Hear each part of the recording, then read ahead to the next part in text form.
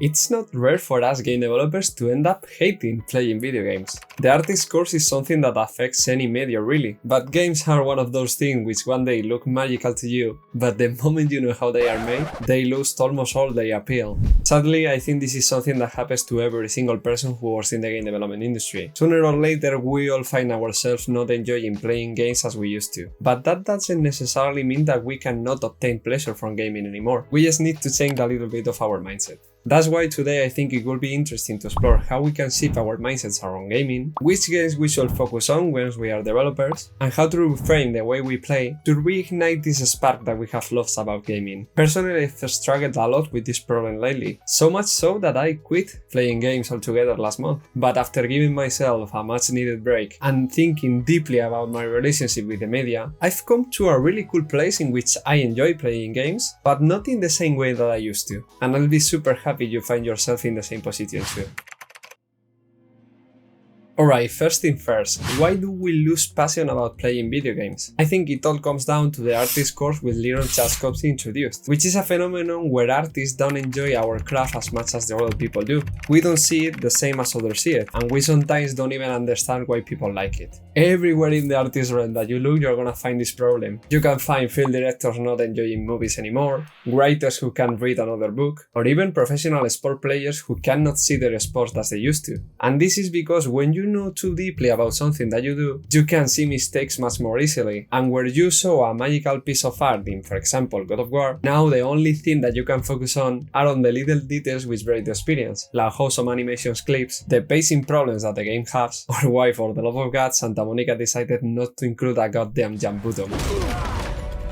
And this problem happens when your personality of a consumer and as a producer fused, because if you spend most of your time making video games, it's not rare to keep your analyzing brain on when you are consuming other video games, and that's exactly what you should avoid. One thing I found really helpful is to try to separate your identity as a game producer and as a game consumer. Even if those two people are the same person really, you can try to adopt one identity or another depending on the media you're consuming. For example, think of a fictional developer, let's call her Shalan, who saw video games as a magical piece of art when she was little, but the moment she became a developer stopped enjoying them as much as she used to. Shalan could create another entirely different personality, let's call her Vale, and adopt that personality when she's consuming video games just for the sake of it. This creates a really cool effect in which Vale enjoys playing games just for the sake of it and obtains pleasure simply experiencing the experience, but Shalan can change back to herself when she wants to experience video games in more of an analytical view, enjoying them because of how well designed they are or how well technically constructed they are. These two personalities covers a much broader experience of the video game industry and allows her to enjoy them in very different ways. But I think there's a crucial problem in this schema, and is that once you enter the video game industry, you realize how much video games there are out there, and you can feel a little bit pressure to consume as much as you can, not only to enjoy them but also to be a better developer on the way, and that's where the infamous backlog comes into place.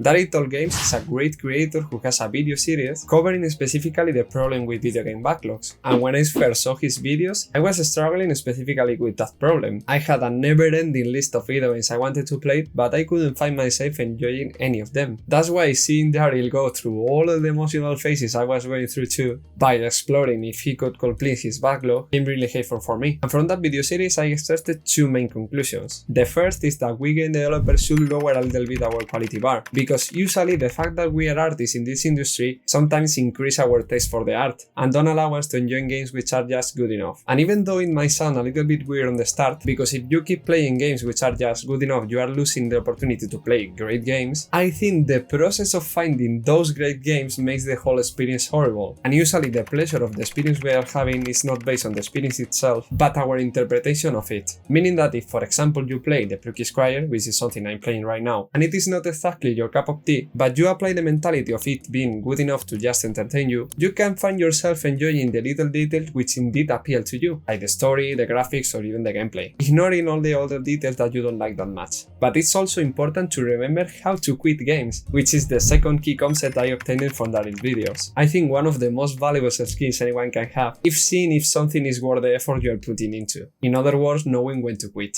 The Deep from Seth Godin is a fantastic book covering this theme, a book in which the author says that everything in life goes into one of two buckets, either cul-de-sacs or dead ends, which are things that the more effort we put into it doesn't mean that we get more results, or actual dips, which is a process in the curve in we need to put a lot of effort to gain a lot of results in the end, and that we should stick with the dips that are likely to pan out, and quit the cul-de-sac to focus your resources on the things that matter. I found that this is a concept applicable to everything in life, and video games are not the exception. There are some games that need a little bit of an effort to enjoy them in the end, but there are other games which are just not of your taste and are simply bad games. So I will advise you to keep playing a little bit more of the games you play, applying the mentality of good enough that we talk about, but if on 2, 3 or 4 hours you haven't enjoyed it that much, you can always quit them because you don't have to complete all the games.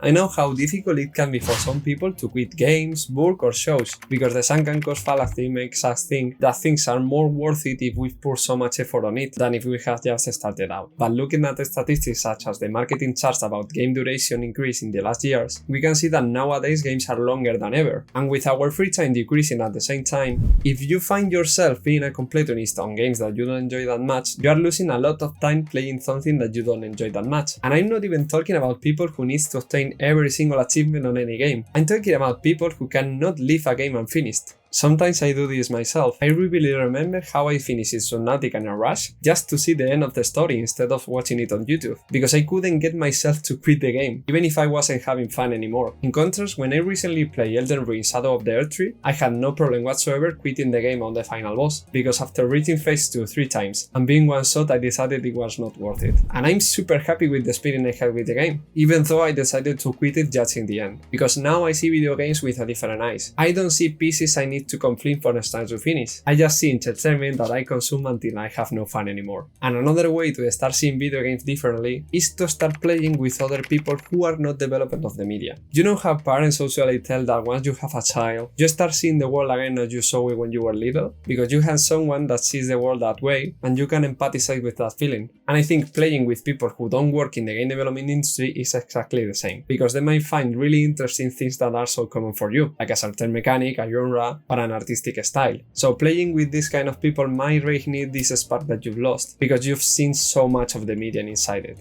And of course, if you want to see new things in the media, you can push yourself a little bit out of your comfort zone and try new genres, like MMOs, RPGs, or the very best game of the year, Satisfactory, but I'm not responsible for your mental health if you do that.